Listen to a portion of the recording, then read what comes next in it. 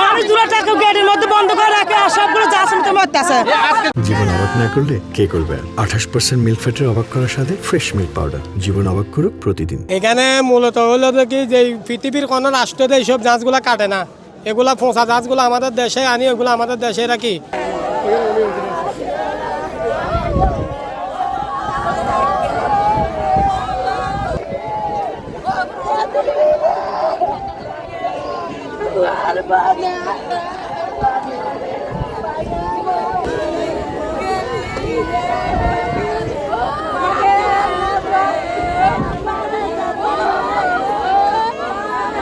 এটা মূলত জাহাজটা হচ্ছে যে এলপিজি জাহাজ, এটা হচ্ছে যে গ্যাসের জাহাজ, এলএনজি জাহাজ। এখানে যারা যখন এরা কাটতেছে এটা যদি একটু চেক করতো, এখানে মূলত গ্যাস ছিল না, তাও না।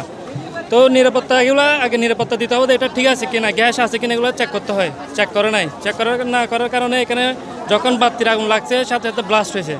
আর দ্বিতীয়ত এখানে তারা একটা অ্যাম্বুলেন্স রাখে নাই, ফার্স্ট এইড রাখে নাই। ফার্স্ট এইড না রাখার কারণে এগুলো সব বাঁচত, এরা এগুলা বেশি ক্ষতি হয় নাই। গ্যাসটা প্যাডেল যাওয়ার কারণে এরা মূলত মারা গেছে। রেস্কিউ করার মতন কোনো লোক ছিল না এখানে, গেট টেট সব বন্ধ করে দিছে।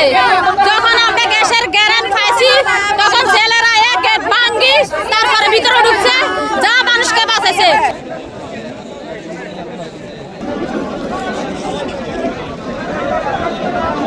জেলের সম্প্রদায় আছে এখানে নূলি 5,000 উপরে হবে। এখানে জেলের সম্প্রদায় মুসলিম আছে অনেক, কেউ তাদের ভয়তে মুখ খুলতে সাহস পায় না।